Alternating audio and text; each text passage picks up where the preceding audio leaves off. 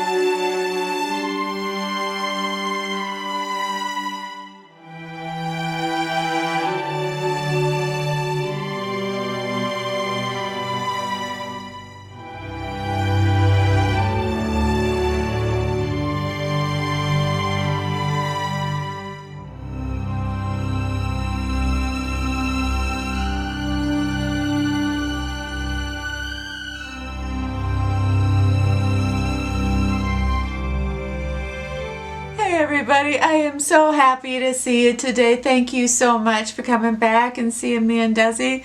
I hope you had a great week. I am so excited to do this video today. This is the second installment of my series, A Look Back at the Movies. And that is something that I just started doing and you like it and I love it. And anyway, it's taking a movie that meant so much to us, that had such an influence over our lives, and going back with more mature eyes and watching it again. You know, sometimes you haven't seen the film in 20, 30, 40 years.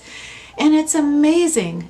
When you watch the film again, well, if you're anything like me, you see a whole brand new movie.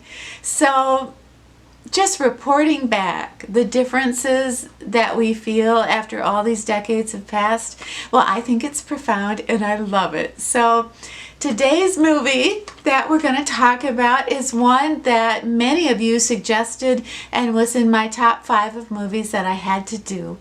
And it is Now Voyager. This movie was made in 1942. It's the same year that Casablanca was made by the same director. And it stars Bette Davis, Claude Rains, and Paul Henreid. And oh my goodness. Now, you know, this is billed as a love story. And yes, it is a love story, but I watched it last night. I stayed up till 4 o'clock in the morning watching this film last night, and I was crying away. And yes, it is a love story, but it's something else also. And it's about being a woman and growing up and growing into a confident woman. You know, for those of you that have never seen Now Voyager, let me quick tell you that the film is about Charlotte Vale, and she is around 30 years old, and she is from one of the wealthiest families in Boston, the Vales. And her mother, who is quite a tyrant, has controlled her life, well, has controlled her entire life, what she wears, what she reads, where she goes, and she's on the verge of a nervous breakdown. And her sister-in-law contacts a wonderful doctor played by Claude Rains, and she actually goes to a mental hospital, sanitarium. Now, you keep in mind, this is 1942, and they're talking about mental illness, and they're talking about a woman getting her life back and becoming a self-actualized person. I mean, for those of you that know my background with my mother's health issues, can you imagine, you know, when I was a 12-year-old girl, to actually see the heroine of a movie have mental health issues and yet still be loved and respected? And so it was very profound for me. You know, the before and after of Miss Charlotte Vale in this film is astounding. It's probably the first real makeover I ever saw. But before Charlotte got help, she was overweight. She had gray hair, and they had given her these insane brows to make her look more matronly in the film. And you know, actually, I was reading Bette Davis wanted to go much farther and be much bigger and much hairier. But the director said, absolutely not. You know, we don't want to turn you into a joke. So there's Bette Davis playing Charlotte Vale, getting on the boat to take a voyage to find herself. And she is surrounded by the most beautiful jewelry and clothes and shoes, and she has just gone from frumpy to the most beautiful swan. So there she is on this cruise ship, and you just feel like, I mean, you're rooting for her. She has no confidence. She wants to believe in herself, and she's shy, and you know, she's a virgin, and she meets the very handsome Jerry, played by Paul Henreid, and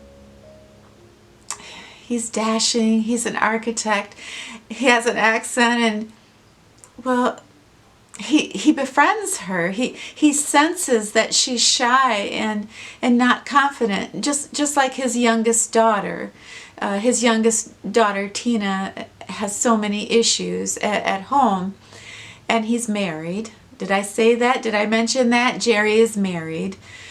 So, you know, he befriends her, they have dinner, they dance, and, you know, these are good people in the movie, and they didn't mean to fall in love. But there's a scene in the movie where she's so smitten with him, but she wants him to know that she hasn't always looked like this. She hasn't been this sophisticated beauty. She wants him to see her with the eyebrows and the added weight and the gray hair. And she shows him a picture, and it's as if as soon as he sees that picture and he realizes all she has gone through to become the woman she is, he falls in love with that. And I think part of it is because he has such a troubled young daughter.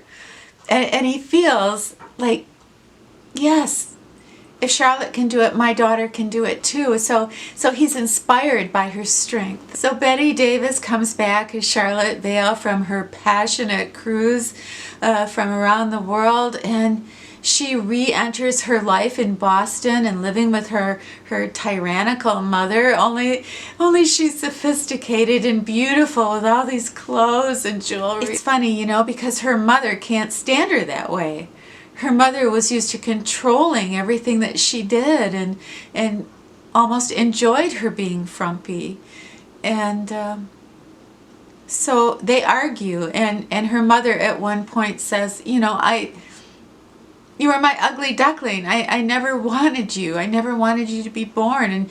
And Charlotte argues back, and one thing leads to another, and well, her mother has a heart attack and passes away. Charlotte becomes the richest, most powerful woman in Boston. And even though Charlotte knows she'll never see Jerry again, she still thinks of him, and she still loves him. And you see that he actually sends her orchids every week, and she pins them to her dress, and it's just so terribly romantic. And here now the story kind of takes a dramatic turn, and I don't want to go much farther because I don't want to ruin the movie for you if you haven't seen it, and I so hope you see it. But you know, thinking back on how I felt last night, I want to start out with the shallow part first. I had no idea that I, in my life, had been so inspired by this movie when it came to fashion. The end scene, Bette Davis is wearing a floral skirt and a blouse that I actually pretty much have in my closet.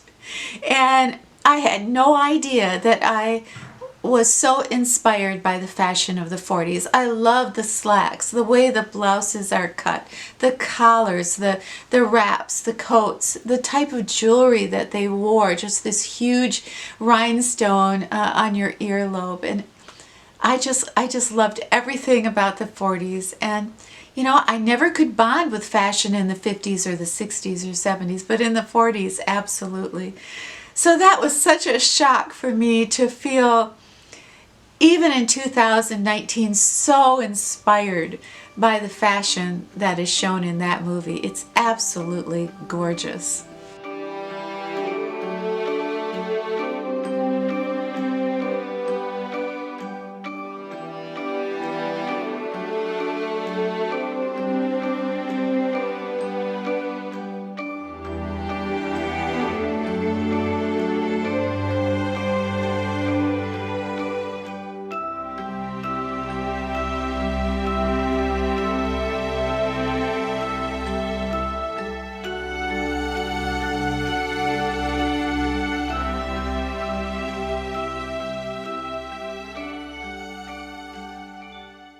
You know, I really was struck by the difference between looking at this movie as a 12-year-old and looking at this movie now. And I don't remember ever being moved so much by this little girl, Tina. I believe she herself is about 12 years old in the film. There's a scene in this movie where Tina, the little girl, is crying, and she's crying in Betty Davis's arms, and she says, "I'm not pretty, and nobody likes me, and I'm afraid." And Betty Davis comforts her, and she says, beauty isn't just on the outside. Beauty is from the inside out, and when you're beautiful inside, it just glows. And then she took her and dried her tears and said, "I think you're ever so pretty."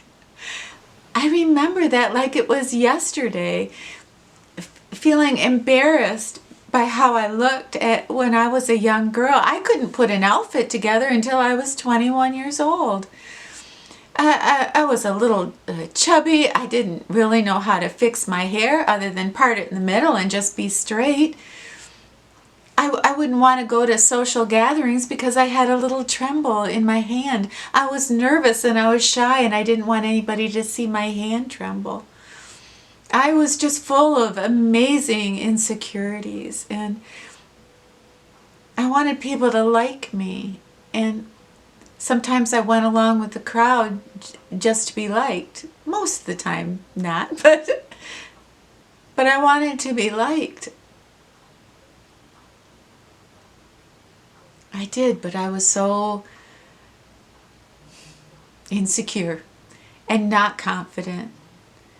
I never even heard anybody call me pretty until I was 19 years old, and I worked as a barmaid. I was working my way through college. And so no, I wasn't confident and strong, and I didn't know how to match my blouse to my shoes until much, much later. So I related to Charlotte's journey of becoming a confident woman, and I so related to the little girl and her fears.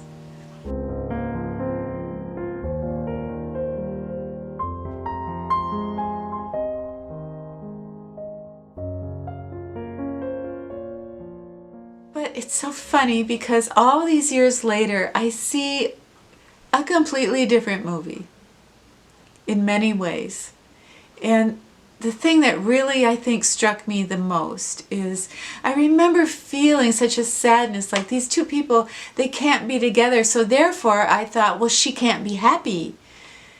But I realized that they had this greater good that they were both participating in. And then I have just been thinking about this for weeks now, thinking that stepping outside the circle of myself, now that's happiness. That my happiness isn't controlled by anybody else. My happiness is controlled by me.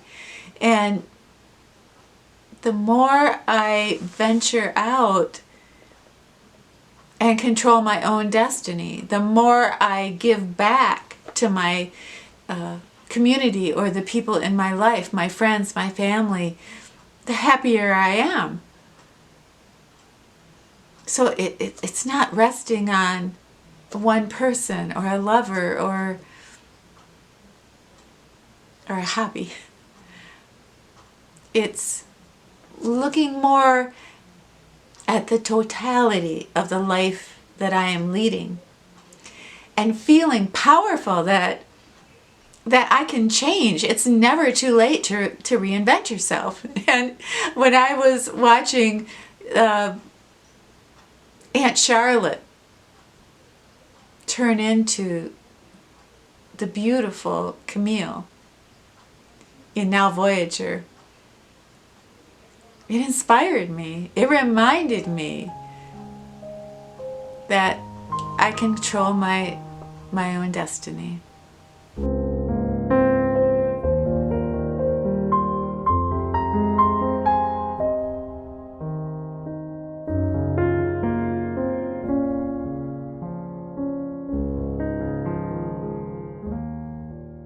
Everybody, thank you so much for hanging out with me today. I really hope you enjoyed our discussion on Now Voyager. And if you have time in the comments, could you share how you felt about that movie? Or were you just naturally confident, or did you have to work at it? The woman that you became, did you struggle at all like the women in this movie? Just let me know. And anyway, thank you so much for being here. I hope you have a wonderful brand new week. And when you're done with your week, you come back and see me and Desi, okay? Okay. It's a deal. What do they say in that movie? Why do we want the moon when we have the stars?